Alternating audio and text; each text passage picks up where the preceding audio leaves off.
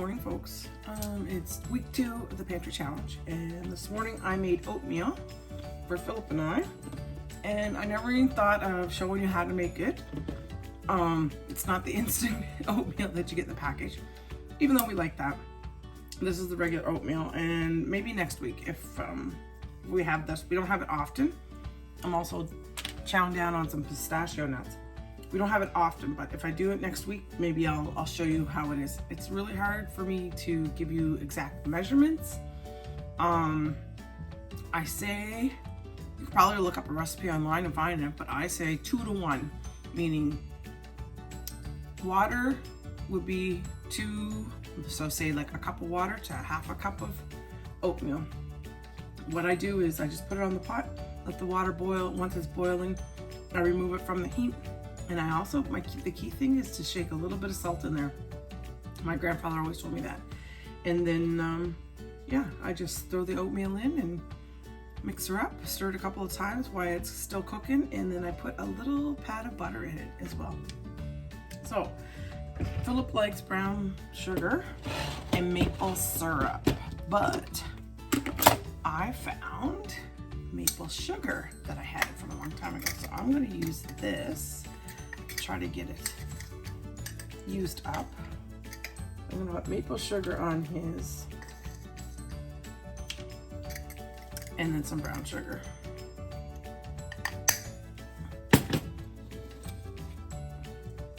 I know it seems like a lot of sugar, but he doesn't get it often. I'm just gonna let that melt, put a spoon in there. He doesn't get it often, so. And as the way I look at it, if he's active as he is, he'll be fine. So I also have freeze-dried blueberries that I'm going to put in mine. And I'm going to use the maple sugar too.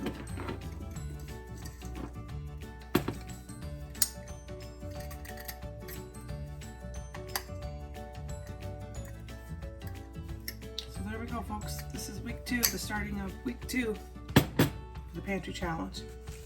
This video this week is probably not going to be as long as last week's, because I do have a conference I got to go to this week. So, but we'll do the best we can.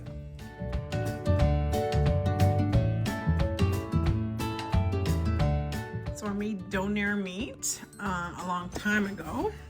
On my Facebook, there's a video that says a doner meat for a doner. Anyways, doesn't matter. Go watch that if you want. But I made this and I had some doner sauce left over. So it's almost like jerky to me. I had it in the freezer, took it out. I'm just gonna snack on this. Gotta use it up.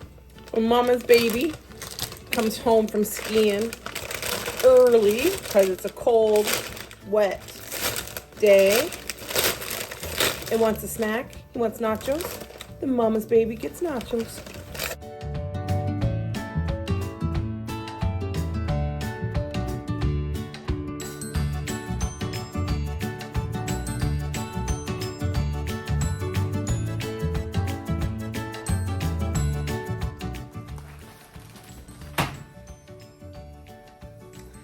Okay, so I almost totally forgot to video this because I was just gonna make meatloaf for supper. So originally I was gonna make lasagna, and then I just got busy and I'm like, no, forget it. It's something simple, so I'll just throw all the stuff into a bowl and throw it in the oven, and that's the easiest thing to do. So I have 2 huge packages of hamburger in here because I was gonna invite my son Hunter and them over, but I forgot I have class tonight. So I called them and told them another night, but I'm gonna make a meatloaf up for them anyways, and they can come get it. So what I did was 2 packages of hamburger, and I'm always about throwing in extra stuff to see if I can hide food in there. So I had about I would say about a cup, maybe 2 cups. I don't think this is gonna work with a masher. 2 cups of squash. And I just threw that in there. I had it in the freezer. I took it out last night when I took the burger out, and it thawed out. So, threw that in. I have some breadcrumbs that I had left over from Christmas, and those are gluten-free bread because my son Hunter is celiac. So this is going to be a gluten-free meatloaf. So I have about 1 cup of squash, I probably put about a cup of bread crumbs in there. I'm going to put 3 eggs. Because I want to build this up as much as I can.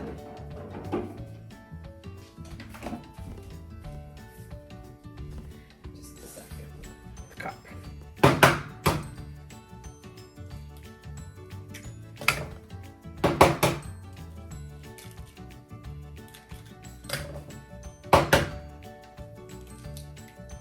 3 eggs in there, and now I'm also gonna put onions in here and garlic in here. So I'm gonna get my little chopper out and do that.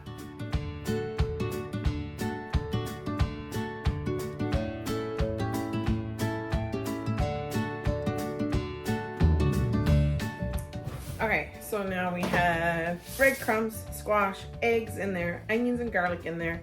I have some freeze-dried celery flakes that I find I need to use up. So if you have freeze-dried stuff, make sure you keep it out of the sun. Woo! A little extra there. I find that the color is changing. Pepper. I'm gonna hold off on the salt. I'm not gonna put salt in it because I want to put in Montreal or the Kegs steak spice, which is gluten-free. So I want to add that.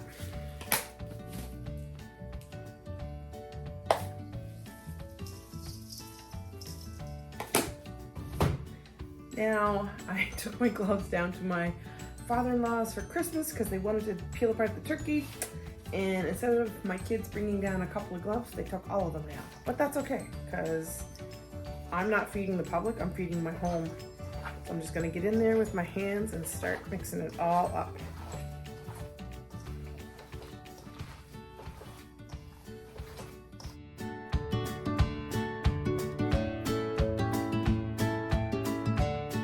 I don't want to work it too much because I'm scared that it'll turn to like mush, but I want to make sure I incorporate everything that's in here.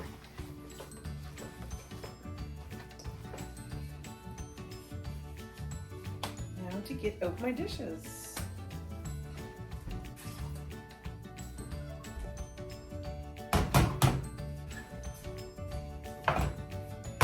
Okay, now I didn't wash them, but I did rinse them because I'm always scared for cross-contamination in case there's crumbs or anything that fell into the dishes. So I'm going to try to make 3 loaves. So what I usually do is I'll make the smaller one for Hunter and his family.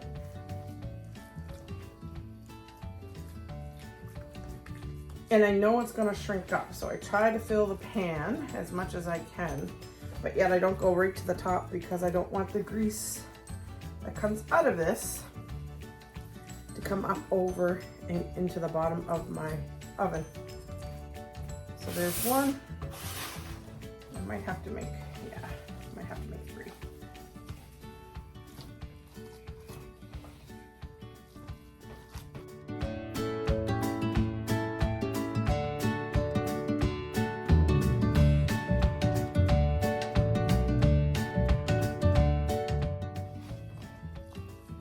So in this bigger or deeper dish, I'm gonna just make 2, but I'm gonna separate them.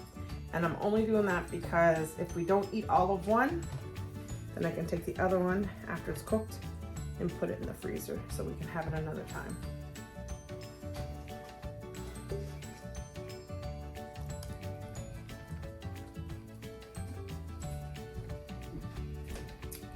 Okay, so here's one, in a smaller pan. And here's like the 2 I said you could put this in a loaf pan if you want.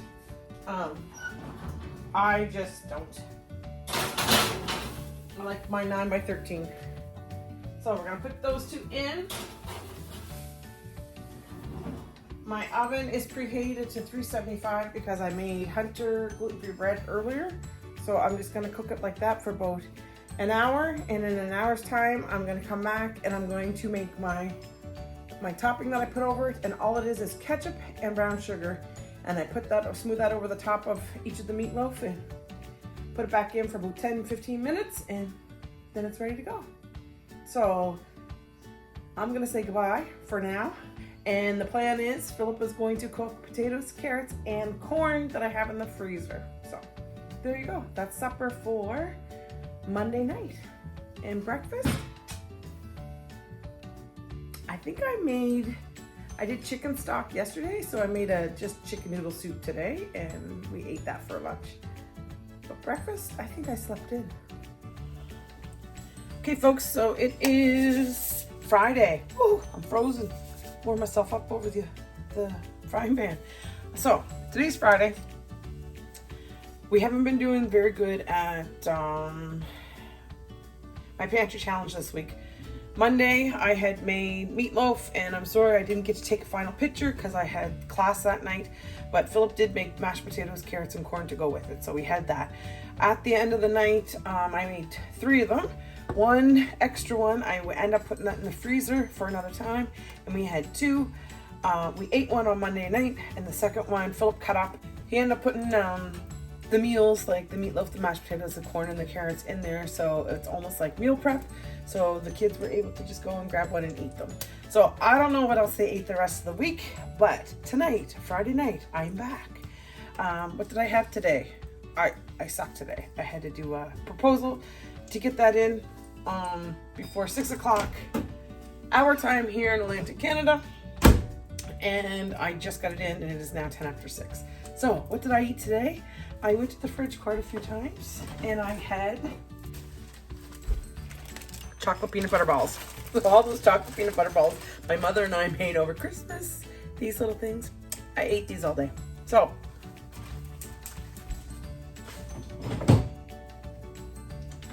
and I had tea. So other than that, I never really ate anything, which really sucks, but that's okay. So tonight, I'm going to make what some call goulash. I had somebody on Facebook, I had asked before, what do you guys want me to make? What, because I'm always doing little videos on how to cook things. So somebody put on there that they wanted me to make goulash. So George, this is for you. So I'm going to take this video, and I'm going to probably take this part of the video, make a separate video for it, just so George can see it. But George, let's make goulash. What we're going to start out with is, I have my frying pan heating up. In goulash, you can make it whatever way you want. To me, it's the most flexible, most versatile meal you can make. Some of you could just call it macaroni, hamburger, and tomato soup. So this version hopefully will be better than last week's version, where I just kind of put steak and stuff together and threw stuff in. I'm going to make it so that my family will actually eat. First thing we're going to do is fry up the burger after I wash my hands. Okay, so I have my frying pan warming up. My burger is thawed out. I put a little tallow in there, and I'm going to put the rest of the burger in to fry this up.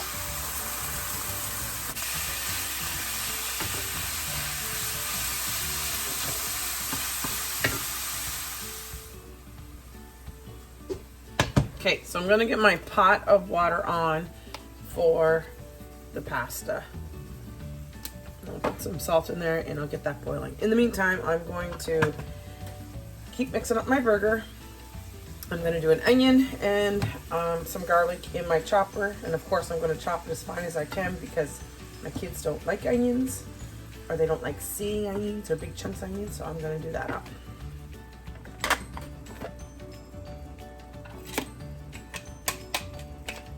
My onion and my garlic all chopped up. I throw that in the dish.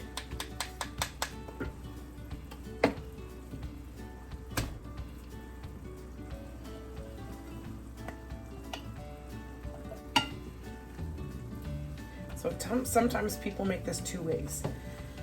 I know sometimes people make it with macaroni, hamburger, and tomatoes, and some people make it with macaroni, hamburger, and tomato soup. So I'm probably going to end up splitting this up into 2 dishes, and I'm going to make my version, as in what Mama likes, and then I'll make a version of what the kids eat. So the kids are really basic. So I'm gonna put a little salt and pepper in there.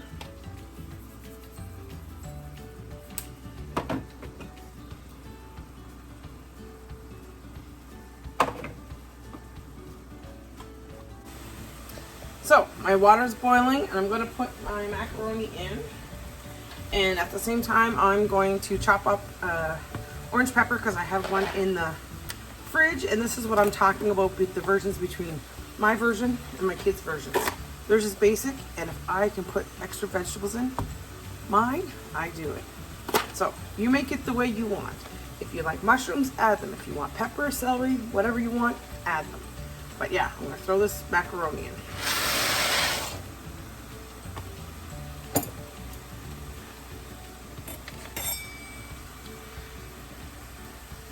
Stir it up to make sure it doesn't stick.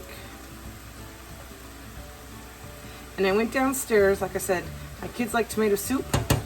I'm going to use tomatoes.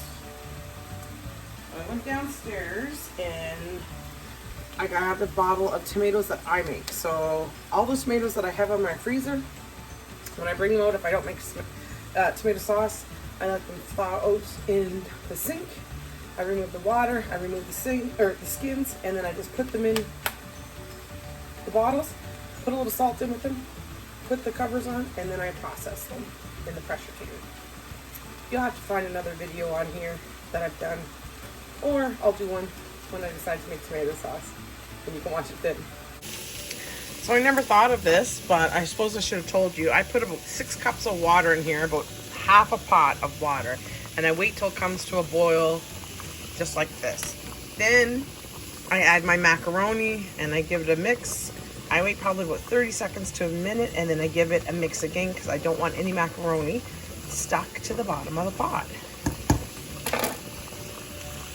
This macaroni is gluten-free, and I think it takes, it says 5 minutes to be al dente. So just check your box if you want to know how long you're supposed to cook your macaroni for. It should say on there. This one here, yeah. Says right there 5 minutes, so you can set your timer if you want, or you can just keep an eye on it. So my my hamburger is pretty much done, but since I'm going to have 2 different pots, I'm going to put 2 frying pans on there, and I'm going to get rid of half of this hamburger. I like it so that my hamburger starts to turn, almost not burn on the bottom, but turns a little bit brown. So I don't like gray hamburger. I like it when the brown bits show up. I'll show you what I mean. There, so you can see how it's kind of turning darker on the edges. So I want that to happen, because when I add my tomato soup or I add my tomatoes, it's going to take all that off the bottom. So it's called deglazing your pan, and that's where a lot of the flavor comes from.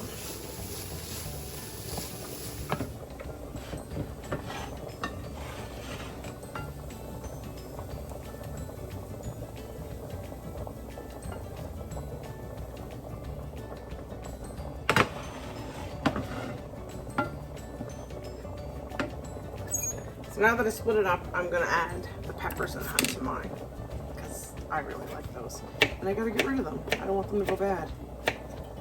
So I'm gonna add orange peppers, and I think I'm gonna take some of the peppers that are in the freezer too and add them.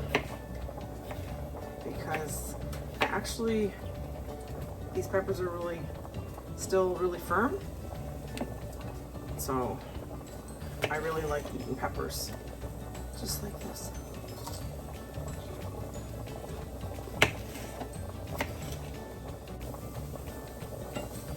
So I'll let them cook for a little bit. I'm gonna go check my fridge, see if there's anything else I can throw in there.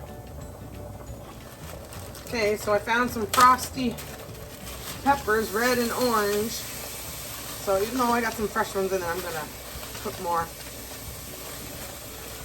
frozen ones in so I can get them out of my freezer. So my macaroni should be done, and I will strain it.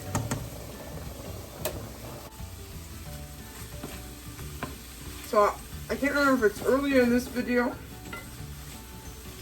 or earlier in this week that I showed you, or if it was another video. I showed you, I think it was my chicken stock one. Anyways, I showed you a little keychain. It looks like this. And this is what I use to open up my bottles if they've been sealed. Usually. But I find sometimes it will bend the lid and I can't reuse it. I know you're not supposed to reuse the lids, but I will reuse them for dry goods. So I'm not worried about if it gets a seal or not. Or I'll use it for a vacuum seal. Because if it doesn't take for the vacuum seal, it's no big deal. So this thing, it's called Cookwise, and I just love it. It's a jar opener. It's a little bit more expensive, but I just love the way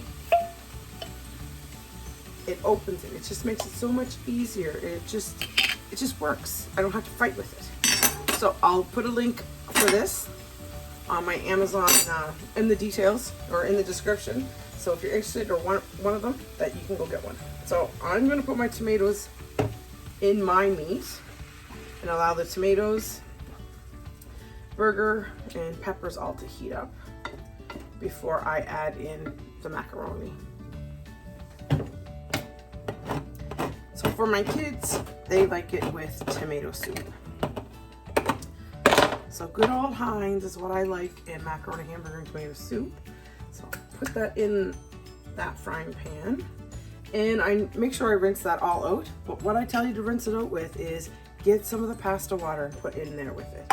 All the nutrients and different vitamins that have been boiled out of the pasta, you will at least incorporate a little bit into your macaroni, hamburger, tomato soup. And it won't be as runny. So I'm gonna go grab a ladle.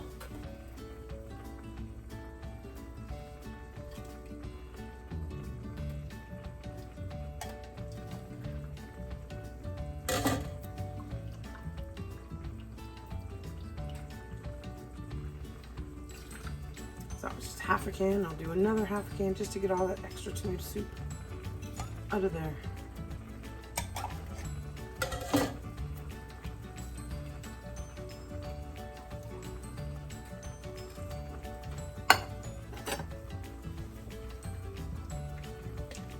Not hot.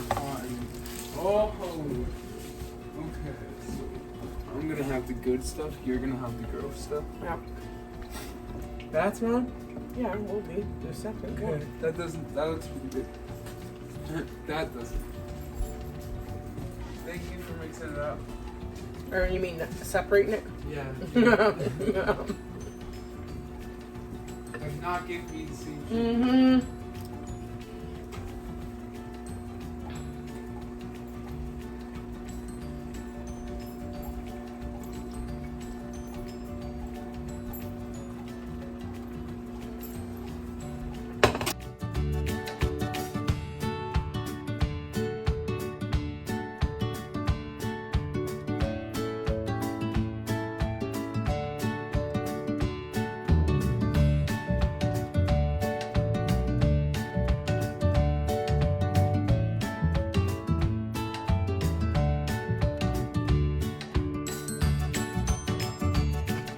This is what I'm gonna do for goulash for my son and my kids. And this is what I do for goulash for me. And of course, I like mine better. And it all depends on what family you come from. If it's considered to be macaroni, hamburger, and tomatoes, or macaroni, hamburger, and tomato soup.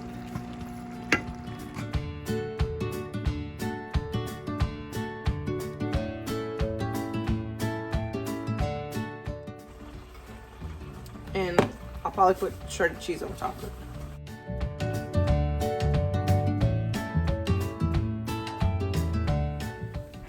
So as I'm cleaning up here, I was gonna start something this week because my cousin Christy, hi Chris, she's in Fort Erie, Ontario, and she asked me the other day if I've ever done sourdough, and I haven't done sourdough. So I told her that I would try it out and see how we made out next week. So, but before we start next week, I need to start my starter. So what I'm gonna do is I'm gonna get a wide mouth mason jar because I think it's gonna be easier to put the stuff in, and I'm going to start. So I got a big dish because in the beginning, a lot of places you'll read it'll be like your ratio should be like 1 to 1. So if it's 1 part flour, 1 part water, you mix it up, and then you take out about half, and the next day you do 1 to 1. I'm not going to do that. I'm just going to start my starter, and I'm just going to keep adding every day, so then my starter will build up. Okay, once I get to the point where I have quite a bit, that's when I can discard and start using that discard in certain recipes. So I'm going to start out, and the ratio that we're going to do is 1 to 1. So I'm going to do 1/4 cup flour, 1/4 cup water. I'm going to mix it up, and what I'm going to try to do is try to feed it morning and night if I possibly can. So let's get that started. So next week we can maybe try to make some bread. All right, so I'm just going to use unbleached all-purpose flour. That's all I'm using. And I never did this before, and if Christy's wondering why I never did this before, because it just sounds like something I would do, is because my oldest son was celiac, I didn't like to have flour in the house. So now that Hunter no longer lives with us full time, I bring flour in because there's less of a chance of him eating something that's cross-contaminated because he's not here to eat it. Does that make sense? So yeah, so I'm gonna do this. So I have 1/4 cup of flour in there. And I'm gonna put 1/4 cup of filtered water. And the reason why I use filtered water is because your chlorine can offset what you want in here. So what we want is here, we want that natural bacteria to start to ferment, and that's what's going to become our rising agent. Bacteria, fungus, I don't know what it is. I think it's a bacteria. I'm going to search and I'm going to find out. So 1 to 1, I'm going to mix that up, and then I'm just going to set it to the side.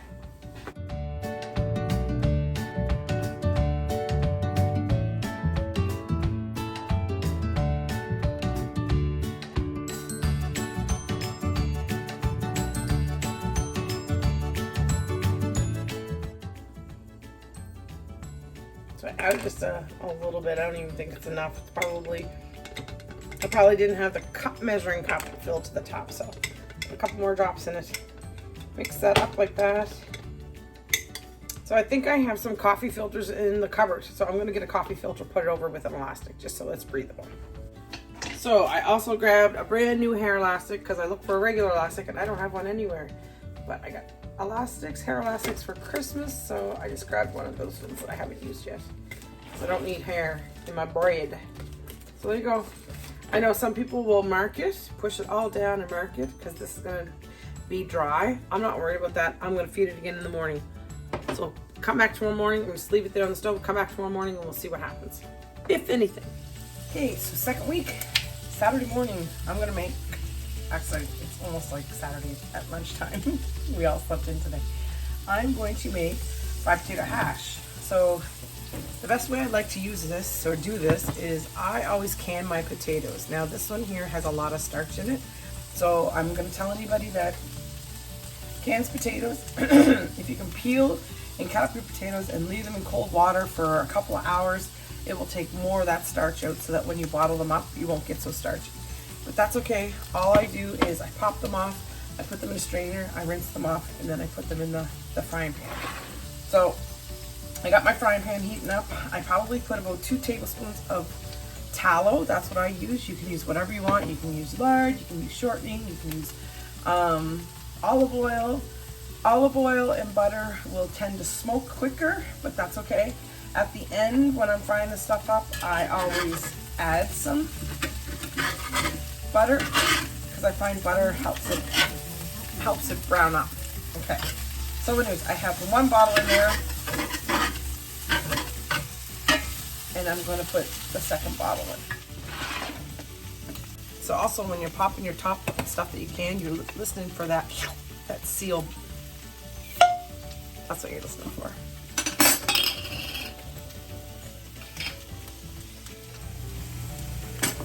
So if I find if there's some that are bigger, I just cut them up before I put them in. Because I kind of want these in smaller chunks.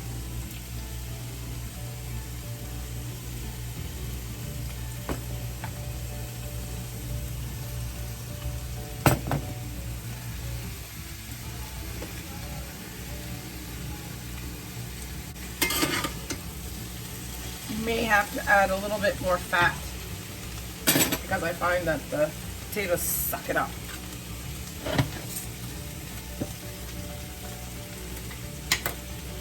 Put a little bit more lard in here.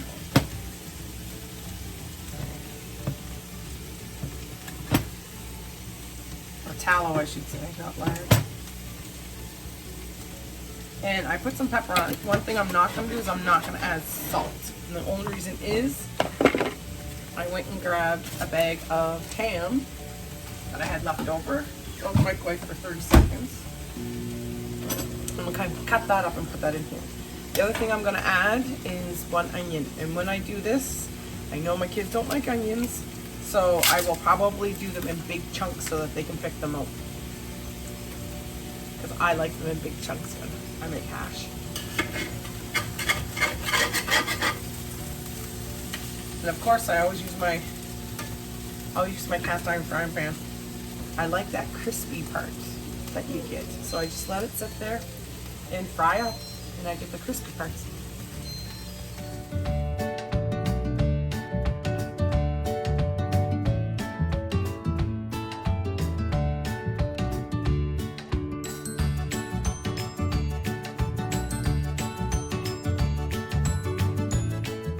And I usually do my ham in big chunks because I find the more I mix it around, it breaks apart and they get smaller.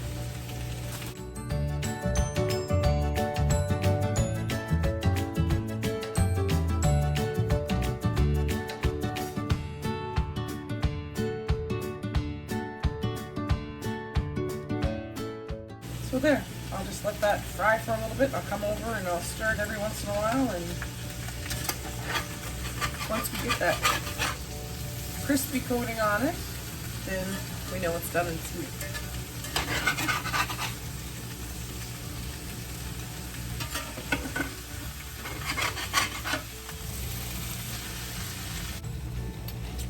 So to go with the fried potato hash, I'm going to fry up some eggs, and I have a stainless steel frying pan. So the way that this works with a stainless steel frying pan, a lot of people don't like them because they say everything sticks to them. Well, it doesn't really stick to them. So I don't know if this is smoking or this is smoking. So I'm going to put some tallow in there, and you need to have quite a bit of fat.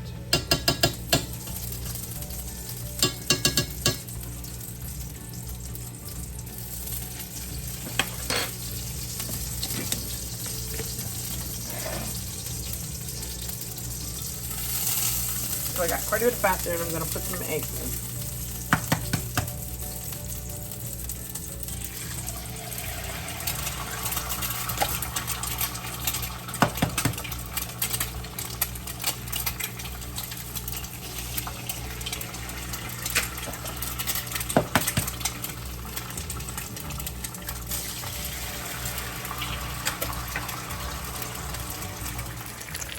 So I put all 3 of my eggs in there. As you can see down here, there's quite a bit of fat. But the key to cooking with stainless steel is to let the actual egg cook.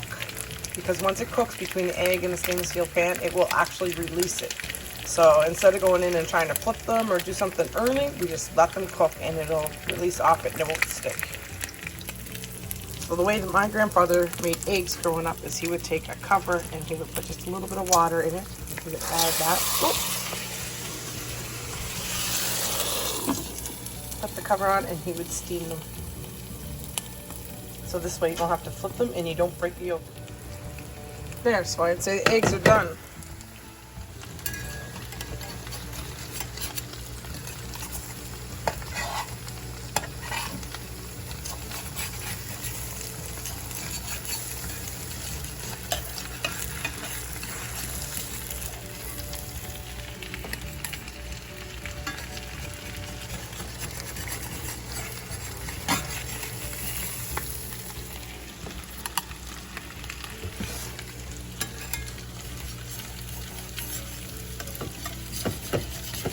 I might have to scrape these off a little bit, but really, it's pretty good. I'm going to add some more fat and make scrambled eggs now. So we got more tallow in there. Now you can add milk or you can add water to your scrambled eggs. You can add whatever you want. I don't. I just do them dry. I do a little bit of salt and pepper though.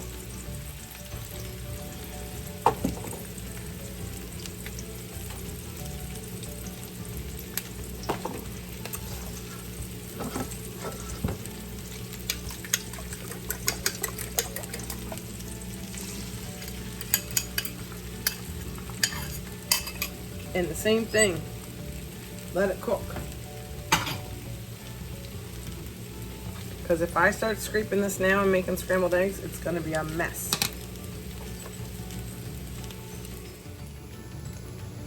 So as you see, my eggs are starting to cook, so this is when I'm going to stir them around just a little bit.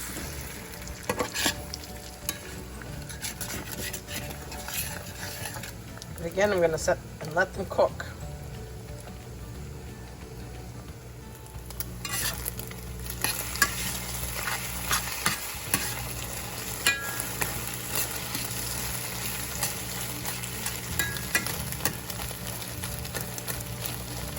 See there, you know, my scrambled eggs are sticking to my stainless steel pan.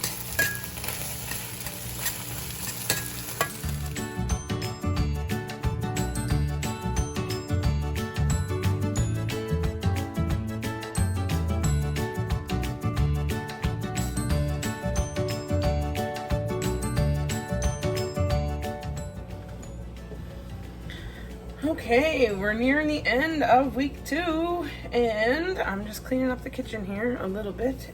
I think I'm going to make meatballs and rice. Now, I haven't decided whether it's going to be honey garlic meatballs or sweet and sour meatballs, but I have this big package of beef that I took out of the freezer. It's frozen solid, so I'm just have it in cold water in the sink, hoping that it'll thaw out quickly. And then we'll make some meatballs. So with my meatballs, I'm gonna make rice, and I'm gonna make my sister's rice. So I have my pot here. I'm gonna make it my cast iron pot. So I'm gonna look and see how much rice this is. Yeah, it should be all right. Okay, so she calls for 2 cups. So this is a 1/2 cup mix.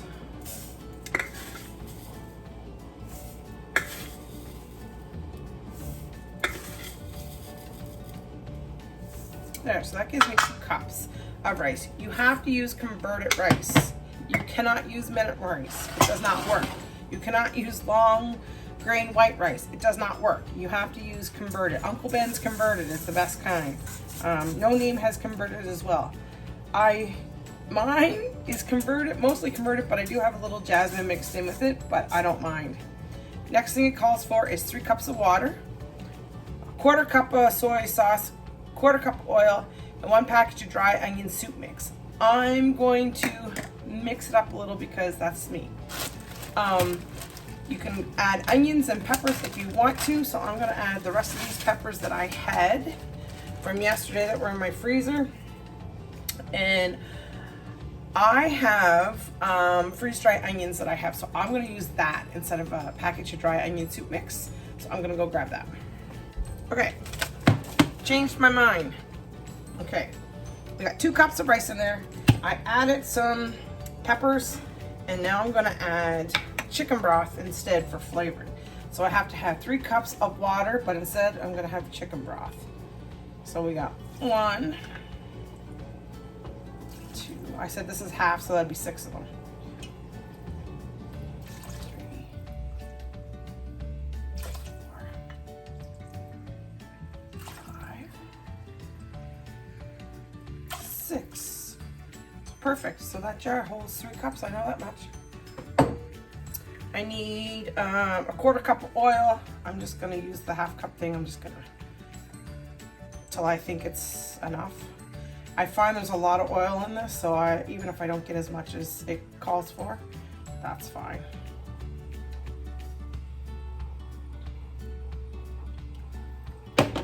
And then a 1/4 cup of soy sauce.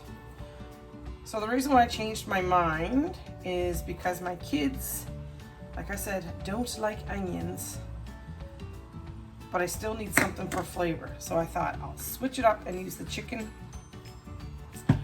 broth, and I'm going to use a little bit of onion powder. So what I have here is some freeze-dried onions that we put in the blender and made it into powder. So, and it kind of got, did you know that once you start shaking your mixes, your spices over top of something that's steaming, the steam gets in there and the mush gets in there, and that's why things cake up. So if you can think about it or remember it, don't do it over a steaming pot. And that's what happened to my freeze-dried onion.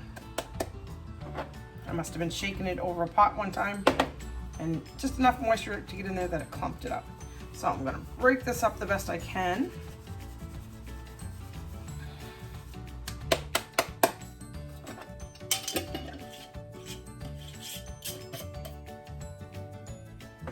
It's okay, I'll go over that recipe one more time. My sister's recipe calls for 2 cups of rice, it has to be converted rice, 3 cups of water, 1/4 cup of soy sauce, 1/4 cup of oil, and 1 package of dry onion soup mix. I did that with a little bit of adaptations. I'm gonna mix this up, I'm gonna put the cover on it, and you put it in the oven for an hour. Okay, so I'm gonna make my meatball. So I got just burger in here, and I grabbed a bunch of stuff that was on my shelf. So I got freeze-dried kale. I'm gonna throw it in here. They're never gonna know. Again, another way for me to sneak it in there. I have some little bit of garlic powder left. I'll just throw that in there. I think the kind of meatballs I'm gonna make are probably gonna be like barbecue meatballs. So more garlic, the better. There, one dish gone. I have some dehydrated onions that I did last year. So these would be like the tops of the onions. You know, like the green onions. Some of those in there. I have some onion powder still that I put in the rice.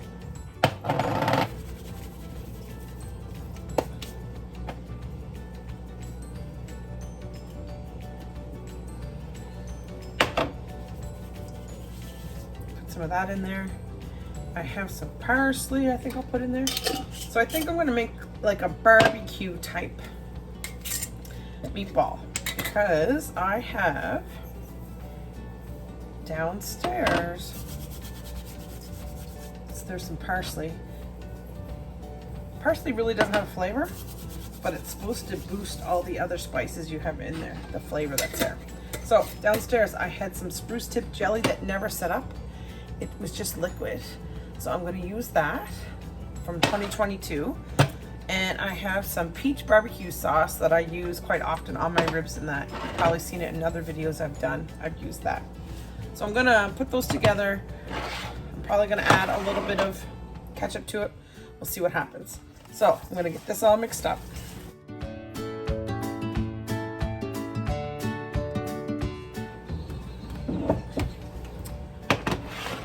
So I do my meatballs a lot like my meatloaf, like I did the first of the week. Man, we're having a lot of burger this week. Anyways, pepper. I'm gonna add some pepper. I'm gonna add some salt. But what I was saying is I kind of do it the same. Whatever's in front of me and whatever I reach for is what I put in. I'm gonna add a little bit of Worcestershire sauce. This one here is gluten-free. French's is the only one that I know of is gluten-free. Just to give it a little bit more flavor. Mix that up, and then I'm gonna take my little ball maker and make them into balls.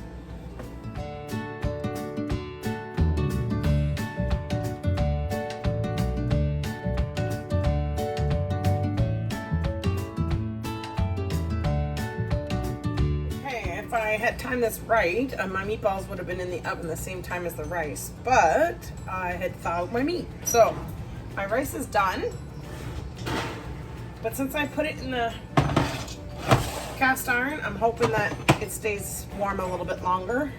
And I'm putting my meatballs in, and I'm gonna crank up the heat to about 400.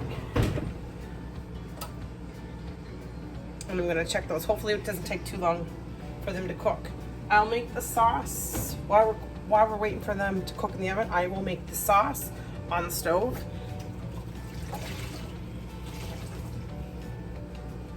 Now, if I was going to have a sauce, like say I had honey garlic sauce or something like that to use on them, I might have put either gluten-free breadcrumbs or gluten-free oatmeal or rice in there, like minute rice or something, in my meatballs, and then put the sauce over and cook it. I like to do that because then I find the breadcrumbs, the rice, or the oatmeal will absorb a little of the flavor and they become more flavorful. But I'm not doing that today. And I tried to make my meatballs based on what kind of meatballs I'm making. Like what spices I add in depends on what I'm making them for. If I'm making them for spaghetti, I'm gonna put rosemary, thyme, basil, oregano in there. Those spices that I would use in making my spaghetti sauce, I do the same thing for the meatballs. If I'm making honey garlic, I would probably do the same thing. Put onions, garlic, that kind of stuff in it. I don't think I would put like oregano and thyme and rosemary in honey garlic meatballs. So keep that in mind. If you want to make your meatballs more flavorful, you can do it that way. Add the spices to them, what you're gonna eat, like depending on what you eat. So I'm gonna show you what my rice looks like. So here you go, here's the rice. And I will just fluff it with a fork. There we go, looks pretty good. And like I said, I'm just going to leave the cover on it and leave it here on the stove while the meatballs cook. So now we're gonna make the sauce. Sauce for the meatballs. Okay, I'm gonna put a pretty good size pot on there. I'm going to open up my barbecue peach sauce, barbecue sauce. I made this barbecue sauce, and it's not like the type of barbecue sauce I'm used to. It's more of a sweet. I find that I'm more used to like a tomato-based barbecue sauce, and it didn't matter what spices I put in that to change it. I just didn't like it.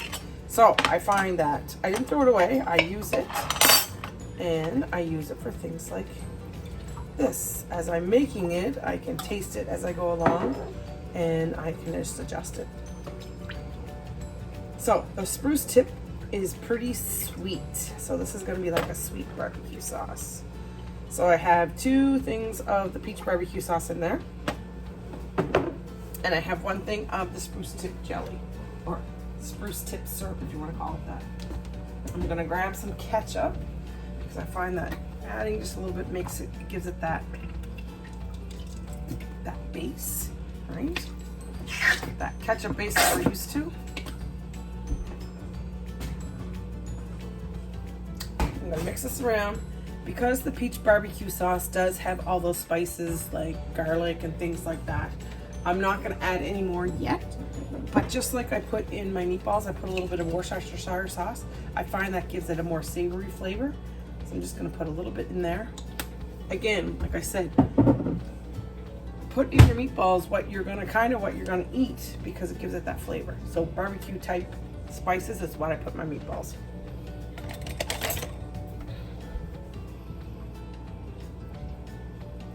So I'm just gonna give this a quick little stir.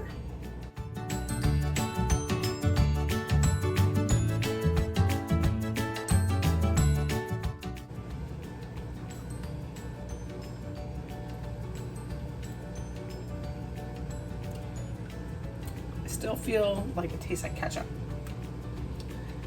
So from there, I'm gonna open up the other thing of spruce tip syrup, pour that in.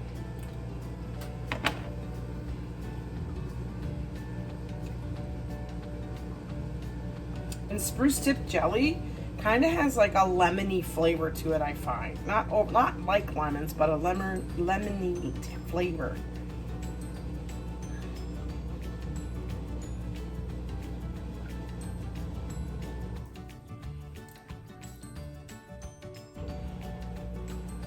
That tastes good. I might put, I think I might put a tablespoon of brown sugar in it. And I might, I have some chopped garlic already in the fridge. I might put like maybe a teaspoon or something like that in it. So that's what I'm gonna do, and I'm gonna allow this to heat up.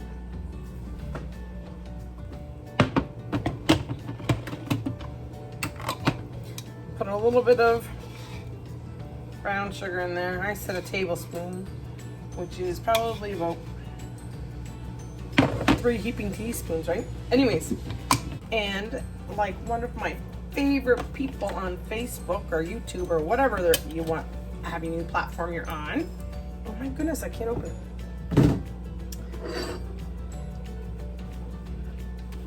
My goodness. I might have to call in the troops. JT! Come here.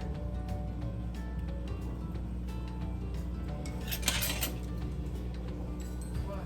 Can you open this for me? What is it? Garlic in a jar.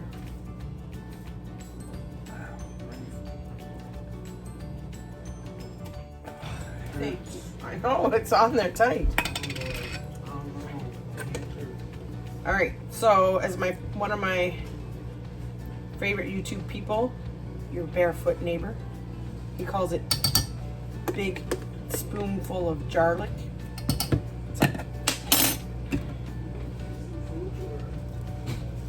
I'll wipe that off, see if it's better.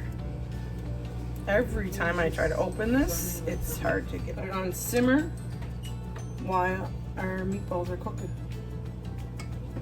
I think my meatballs are done.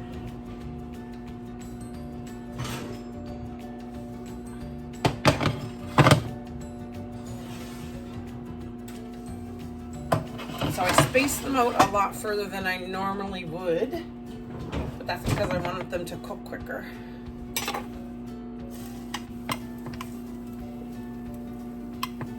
I'm gonna move them over to one pan, and then I'm going to, I think I'm gonna drain off some of the liquid that's the juices that were from the meatballs.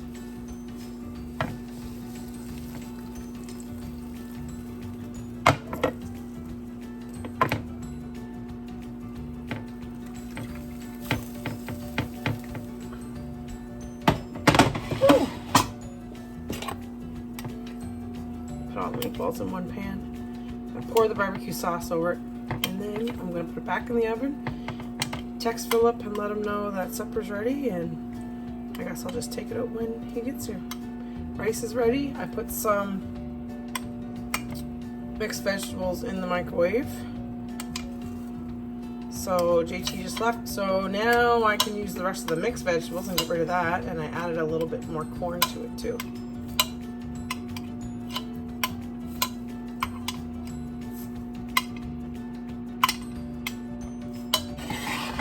So there.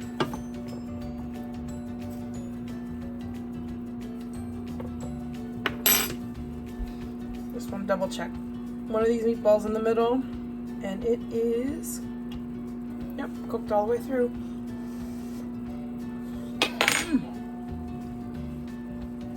It's good. Okay.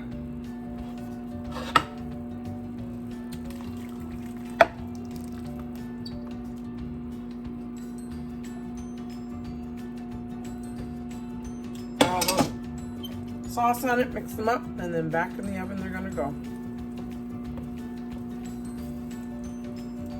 And I'm gonna leave it on 400 because I'm hoping that maybe the sauce will, since it's not gonna be covered, might thicken up just a little bit. So there we are, folks.